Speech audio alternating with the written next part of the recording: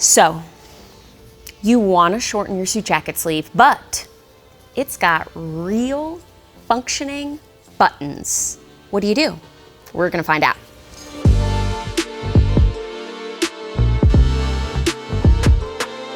We're gonna start by turning the sleeve inside out. So let's back up. Why is it different? Why is shortening a suit jacket sleeve that has actual buttons that come apart like this, a functioning placket with real live buttonholes? Why is that different from shortening a suit jacket sleeve that has a faux placket, which is a lot more common? Well, it's kind of a totally different construction. Even more than that, working around this placket, that's fine. Taking off the buttons and everything, some things will be similar. The biggest issue are the buttonholes, which are totally immovable. So we've got actual holes cut into the jacket that cannot be moved, but in the best case scenario, they are still functioning. That's what we want. So with this suit jacket, I'm only shortening a 1/2 inch, and I think that we can do it. We're gonna start by taking the lining up all the way around the sleeve opening and the placket, and then we'll get into the actual shortening. Okay, I'm gonna cut these off. Is it entirely necessary? Maybe not, but I really like kind of the clean canvas of having the buttons removed. So that's just always a last step that I plan for. So I'm just gonna go ahead and pop these guys right off and then set those aside, and now we're going to open up this lining. So I'm starting here along the placket, and often when this is done, it is actually frequently finished by hand anyway, so you may find that the stitches are really easy to pull because they are delicate little hand stitches. That's how they were actually finished.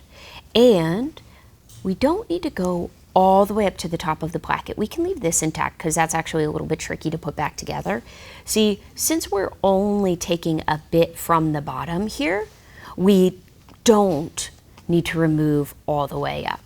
Now I'm gonna start working my way around the sleeve cuff. And again, that'll come away pretty easily here. And that'll take us all the way to the other side.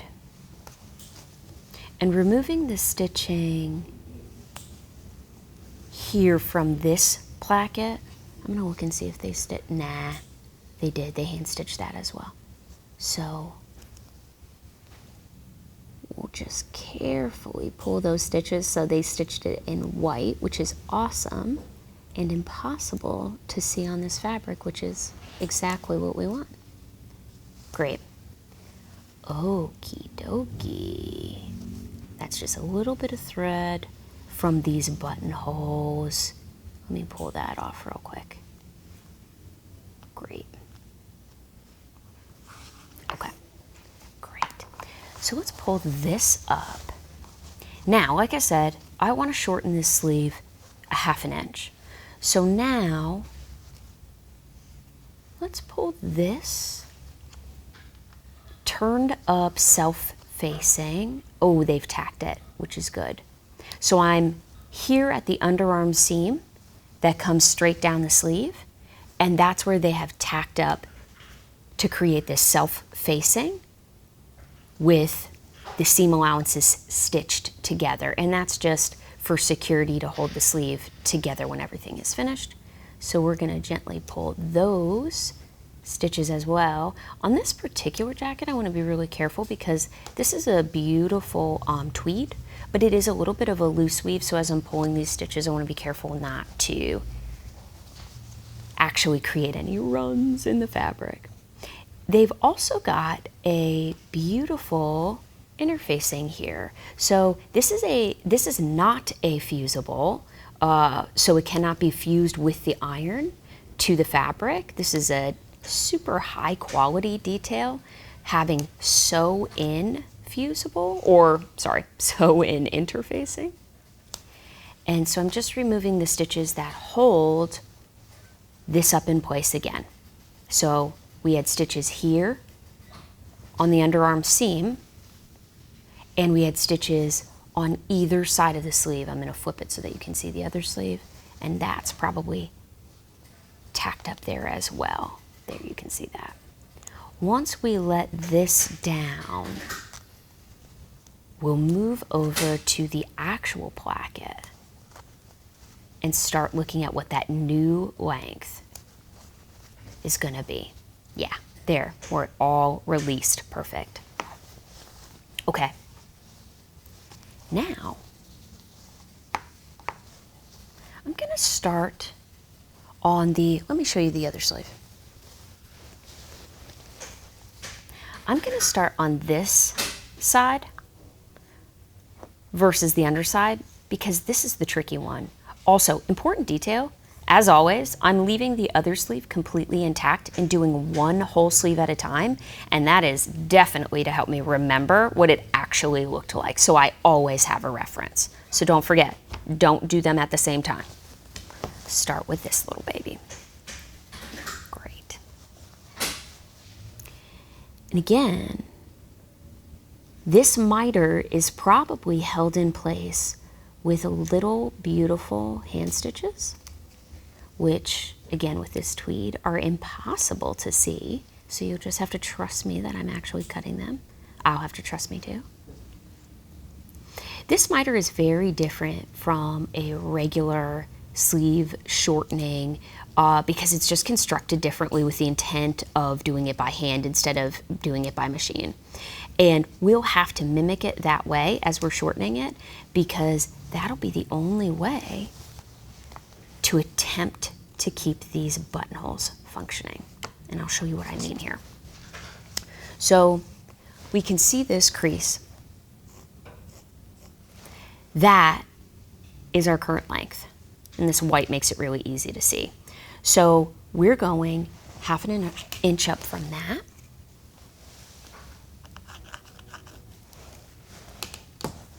Which is gonna look like this. So you see when I fold it up, it covers the bottom two buttonholes. We don't want that. It barely leaves the third one functional.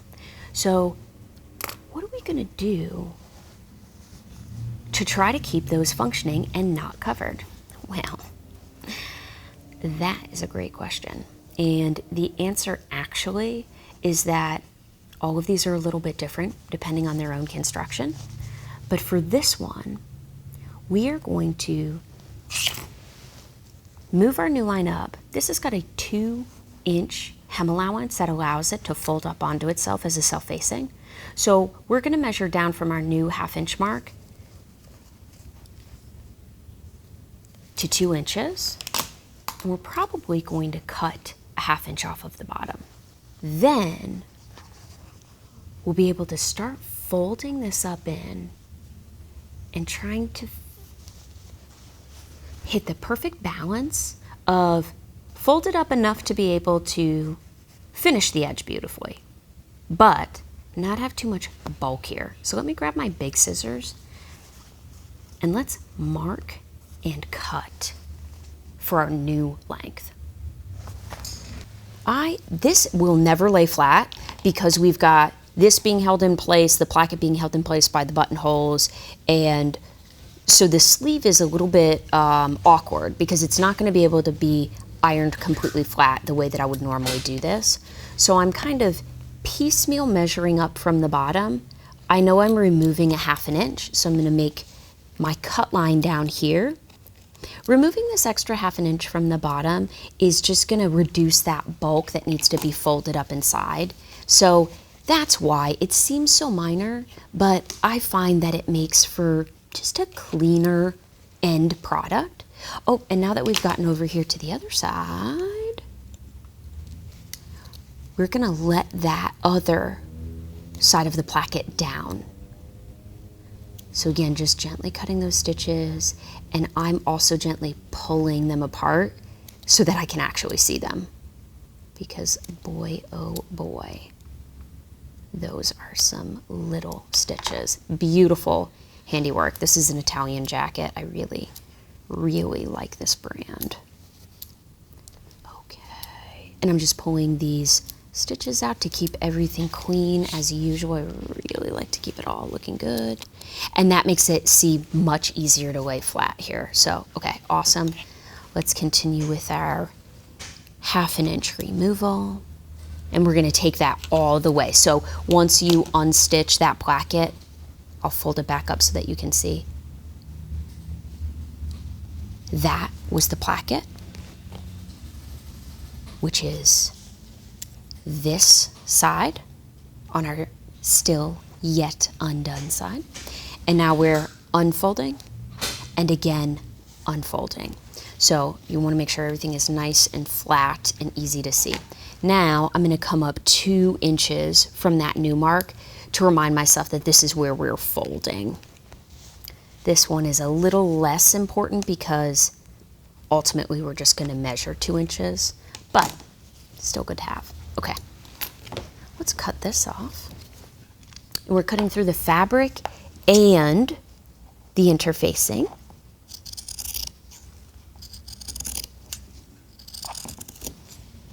And I'm definitely going to do this with scissors as opposed to a rotary cutter just because, again, it doesn't lay flat. Just because of the way that it's built, way that it's constructed, it's easier to do this all on the single layer, kind of going through sort of methodically.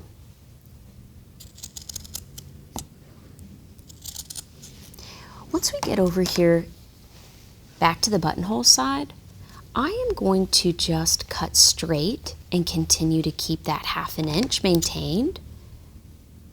But we will be folding that back up later, so it's a little hard to be exact on that one. Okay, perfect. I always save my scraps when I'm doing a process like this so that I don't forget if I get stopped in the middle before I get to the second side. So I always leave those scraps. Okay. Now for the fun part. How are we gonna origami this bad boy up into here? So again, that was just our mark from earlier, the old length, and this is the new length up here. So, as you can see, when I finished cutting off that extra bit on the bottom, this is kind of the shape from the original cut. So that gives us an indication of kind of how we're going to fold this up. I'm going to use, again, this line, and I'm going to try to continue that actually. Yes, you can see that, perfect. I'm going to fold up there and put a pin. Great. Then I'm going to do the same over here a little bit further, but I'm not going to go all the way around just yet. I'm going to figure this side out first. So how do I want to do this? Those are my 4 buttonholes right there. 1, 2, 3, 4. How am I going to make it so that it sits flat but doesn't cover any of them up? Whew, that's going to be tricky. I think we'll roll the edge down. I'm going to move my pin. Roll the edge down until the keyhole section, this is the keyhole section of that buttonhole is open. Often these functioning buttonholes, because they need to be strong, will have a keyhole shape. And so as long as the keyhole is exposed, if a little bit of the rest of the buttonhole needs to be covered up to make this clean on the inside, that's okay because the button can still fit through there. So I'm going to put a pin there and see what that looks like before continuing on around. Yeah, yep, I'm going to like that. That looks good. Okay, so now I'm going to try to fold it back into this shape that I want, which is just the sleeve shape here. And then we're going to continue now going around the sleeve and folding it up that extra 1/2 inch. And we don't need to worry about this raw edge because that's going to be covered by the lining. So it's just this side of the placket from here to the seam allowance that needs to be covered, we'll whip that down by hand, and then the rest of it will be covered by the lining when we pull that back down. So that's not a big deal at all. Finish pinning up our new length, and then I will probably give this a quick hit on the iron. And this one even, you could flip this the other direction and do this on the sewing machine. Not a big deal to do that like that. But since it was originally sewn by hand, I'm gonna stick with that. And I'm gonna keep all of this consistent, and I'm gonna go ahead and whip that side of the placket closed as well. So almost entirely, I haven't decided yet, but I think I'm gonna do this entire process completely sewing by hand. All right, let's go press that real quick to give ourselves a nice new crisp edge. Okay, we are back from the iron. Now we've got kind of this, I don't want to call it crisp, but it's not supposed to be crisp. In this case with this fabric, it's kind of a soft but defined edge. I'm gonna lay my two plackets on top of each other and make sure that they're falling at exactly the same length so that they will line up really nicely on the outside. And in fact, they do. Beautiful. Okay, so this is awesome. We are making huge headway here. The next thing that we're gonna do is close up the edge of our placket here and here, and then we'll just get this lining reattached to cover the rest of the raw edge, and we'll be in business. So let's grab some thread and get stitching. Okay, I'm just gonna use a cute little whip stitch to pull this all back together. So I don't think you need the close-up on that, just like, you know, hand sew it back in. But while we're doing that, we're gonna talk about this procedure because I know that we're gonna get a bunch of comments that's gonna say, blasphemer, you must do this from the shoulder. And I get that. And I agree, depending on the circumstance. In this case, because we were only shortening it a ½ inch, it really does make more sense for the process to come from the bottom, because I know that I can do it with a nice clearance for the buttons and buttonholes without it looking like the buttons are coming right to the edge of the fabric. The shoulder operation here, lifting the entire sleeve from the shoulder so that the bottom is not affected, opened at all, though beautiful, is so much more, tenfold more complicated, and you can only go so much even through the shoulder. When you start looking at lifting a sleeve through the shoulder, the issue is that as the sleeve comes down toward the hand, it's getting smaller. So as you're lifting, say you remove that sleeve from the shoulder so that you can lift the entire thing, again, not disrupting detailing at the bottom, buttonholes in this case. The problem is you're losing the mass that you need to move into the shoulder seam to allow for that beautiful little bridge there. Either there's padding there, there's structure of some kind, and then of course there's the actual curve of the shoulder, and you can't go very far down that sleeve without losing that shoulder cap.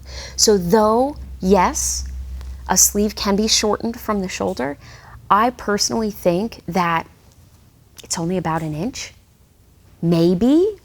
I would love someone to disagree with me. I would love someone to tell me why that's wrong. God, I would kill to know.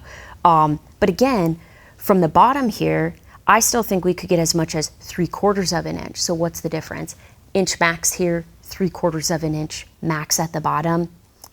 It just, to me, hand sewing this, making it look really nice, like we almost didn't do it, that is what I love, and I believe that that's achievable by sewing it on the bottom. So that is my boatload of excuses for why I like to do it this way. But you know what? You want to lift it from the shoulder? Do it. And then do us all a favor and film it. Okay, I'm going to finish up this placket, and then we're going to move to the buttonhole side, the slightly trickier side, and get that finished up. All right, we're back over on the buttonhole side of the placket, and I have got just a regular hand sewing needle, nothing crazy, and a doubled over piece of white skein. I'm gonna start down here at kind of this like bottom of the crease, and that's where I'm gonna hide my little knot. Then I'm gonna go back and forth sort of between the two tunnels of that fabric, taking as small a stitch as I can, because that'll just keep it nice and strong and beautiful. Try not to pull too tight because it'll pull that edge up. So we want it to be tight, but not too tight that it's making it kind of crinkle there.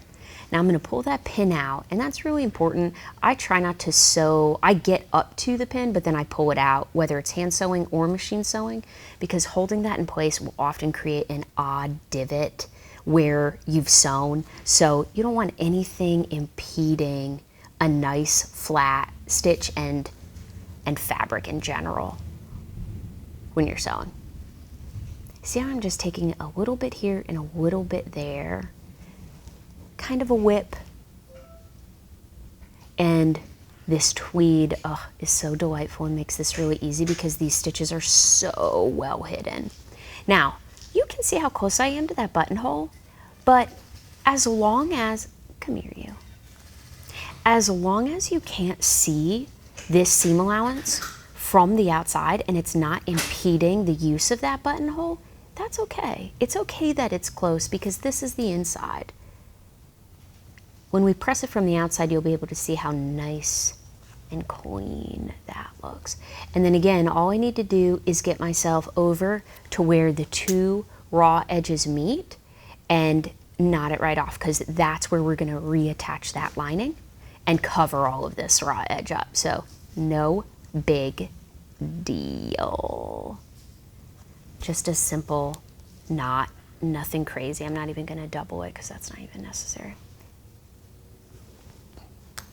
Perfect, great, awesome. All right, now I'm gonna get this sleeve positioned up on an arm board so that we can get this lining folded over, matched back up, and sewn back on. Perfect. All right, I'm gonna slide this up onto here. And you notice that I didn't cut off any of the lining, and that's because it's not necessary. We cut off that extra ½ inch from the bottom just to address the bulk issue of folding it up inside, but it's not really necessary for the lining because the lining is so thin. So we're actually just going to fold it back into place. Oh, note, I ended up removing this. I know, I was like, oh, this is really a hassle and you shouldn't do this, but I did it. So actually, before I pin these two together, I like to pin those two together when I'm going in a circle to make it nice and continuous, but because I did end up releasing that, I'm gonna do this first. Let's see if this is still attached. No, it's not attached at all. Do you see just barely where these lines don't match up? That's because there's a little seam here. That's great for us because that means that we know this line, this seam, needs to match up with this one. So that makes our lives a little bit easier as we're realigning. I'm gonna stick that pin straight through right there. And then I'm just gonna travel down this side of the placket. All of this is gonna be sewn by hand. Don't worry about this section yet. We will get back to that. We're gonna do that in the round in a minute. Great. This is where the placket is attached here. So we're just going to slide this section of the lining also straight down again. Beautiful. This reattachment will be nice and easy. And I'm lining up the lining with the edge of those buttonholes there. So nice and easy. Okay, cool. Great. Now, if you wanted to sew all of those down before you continue pinning, you could definitely do that. I'm gonna just continue pinning all the way around. To do that though, You know what? I'm gonna slide this off of here and show you on a larger scale how I'm going to choose the length of the lining inside. Sleeve linings are weird, so I'm gonna give you a little bit of a crash course in general construction of a sleeve. The outer fabric often has, we'll call it a mechanical stretch because it's not stretch per se, but it has movement, it has the ability to stretch and mold to the body easily. That's usually the type of fabric they're going to choose for a suit jacket. However, the lining is almost always going to be a smooth, slippery, non-stretch, maybe acetate, silk, something that is going to allow for you to put your arm inside really easily with another layer on, often a shirt, but slide through and still be able to move and have that function. How do they achieve that when the outside has a little bit of stretch and movement and the inside has essentially none? The inside of the sleeve, the lining, is actually a little bit bigger than the outside. It is odd. It's kind of hard to even comprehend, but you'll notice it as well up on the shoulder, because sometimes when you look at the inside shoulder of the suit jacket sleeve, there's even a little bit of gathering there where they've hand sewed it. Again, the lining is literally bigger than the outside of the sleeve. The reason is they want to give you full range of motion as much as possible to match the outside of the garment. And the only way that they can do that with this non-stretch, thin, silky material is to give you more of it on the inside so that you don't bust through it when you bend your elbow or move to close the car door. So they're giving you that functionality, but in a way that makes it a little bit tricky to alter when you really jump in like this. Okay, now let's get this lining matched up and attached. So to orient you, this is the placket that we just pinned the lining to, but you notice how much longer the lining is past the bottom of the jacket here. So to decide how much of this lining we're gonna fold up inside, what we're gonna do is I'm holding the underarm seam and I'm kind of pulling it gently taut, and then I'm gonna hold the lining on top of that and also pull that gently taut. Now, you could stick with that if you want, but to give you that extra range of movement like we talked about, which they plan for in manufacturing, you're just gonna take a little extra 1-inch pinch of fabric and leave that gently loose inside the sleeve. So I'm holding right here with my thumb and my finger on the other side the amount of fabric that I want rolled up inside. And again, that's giving us a little bit of this, a little bit of movement for that lining, but not too much, just enough to have that good functional range of movement for the arm. Now, your choice, tailor's choice here, you could cut this off all the way up to 1/2 inch if you wanted, but because lining is not very bulky, I am just gonna go ahead and fold it up inside. I don't think there's any problem with that, and the manufacturer actually left quite a bit on the inside as well. So now, let's get this back up on the arm board so that we can roll this under.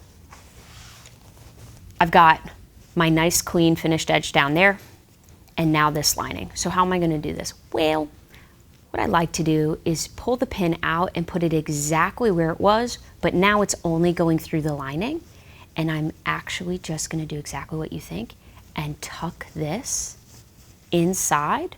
I'm starting again at the underarm seam, really important because it helps me orient to make sure that the sleeve doesn't get twisted and is being put back exactly matched up with the outer. So then I'll take that pin, I'm gonna remove one that I have below, and now that is ready to be sewn. So we're gonna move gently around either side, tucking that lining inside until we match the area that we pinned on the placket. And I'm just leaving looks like about 1 inch of self-facing, almost 1 inch. This doesn't need to be exact. Inch doesn't matter. It just matters that it's uniform because that is what looks good. And you'll see now we've come back around to the underside of that placket, and I'm just gonna pin this in place and continue right on to the other side. There we go. And I'll move any of those previous pins from the placket if I need to. Make sure that when you're folding this lining up, especially where it gets a little bit bulky here on this side of the placket, you're smoothing it to make sure that as you fold it under, it's still nice. So I'm gonna fold one side and then fold the other so that it's really like gift wrapped on the inside. I'm also trying to make the point of that lining where I just folded that over onto itself kind of match up, if I can, with our mitered. So I'm gonna roll that a little bit, just a little bit more. And that's really a total preference thing. I just think it looks nice. That's the only reason that I'm doing that. Great. And again, I'm gonna pin the entire thing before I stitch it all down. And I might even give it another press so that this lining has a nice crisp edge that will make it really easy to whip back down. Yeah, that's what I'm gonna do. I'm gonna grab some thread and press this really gently and be right back. So I'm gonna check my pins here one more time, make sure I've got everything pinned down the way that I want. But as I go around and hand sew this lining down, I'm gonna start on either side of the placket, doesn't matter which, sew all the way around and sew all the way back. So this is really, any stitch that you want will work. Any stitch that is clean and small and strong. So for me, this is gonna be a little bit of like a combination whip pick because I want as little showing on the actual lining as possible, but I want enough so that it's strong and it will stay put. Great. I do have my thread doubled over. They originally did just have the single thread. Either is fine. I just prefer the doubled over. It's just habit. And if it's not visible and ugly, then I stick with it because it's so strong and I just love that. I love feeling confident about how strong that stitch is going to be with the extra support. Once I get down to the bottom of my placket here, and I'm just making extra special sure that I'm covering all of the raw edges as I turn this corner. Ooh. And then I'm gonna move this pin back a little bit. This is something that I really like for this. Instead of sewing, I wanna make this even here. Yeah, there we go. Instead of sewing directly on the edge of this lining, I actually like to lift it up and kind of catch it underneath. So I'm actually gonna press back 1/4 inch or less of the lining fabric, and then I'm gonna catch just the underside of that lining and the underside of the suit jacket material. And you can kind of, when your needle is in there, you can kind of peek on the underside to make sure that you're not catching it. But this is a really fancy, pretty way to do this. And by having the pin up here, it's holding it kind of in place for me, but it's not impeding my stitching line. So again, I'm just sort of folding that edge back and then grabbing a little here and a little bit here. A little kind of like, sort of a catch stitch, but without the back, without going back, with the little X's, you know. There, there. I'm trying to make it totally blind so that these two fabrics facing each other are being sewn together, but we can't see anything from the outside and we can't see anything from the inside. And then this part that I'm folding back here pretty aggressively, I'm gonna iron all of this again, obviously. So not a big deal to have that crease at this moment, just sort of helps us sew that in place. All right, and then I'm gonna take my pins out as I go And I'm just gonna keep working my way around the edge of the sleeve until I've got this all reattached. All right, I've made it all the way around back to our buttonholes. I'm gonna back this up a teensy bit. And then along this edge, I'm gonna go back to the full sewing directly on the edge because I don't want there to be any lip there with the lining. I'm still using the same tiny whip stitch, same thread, same needle, same everything.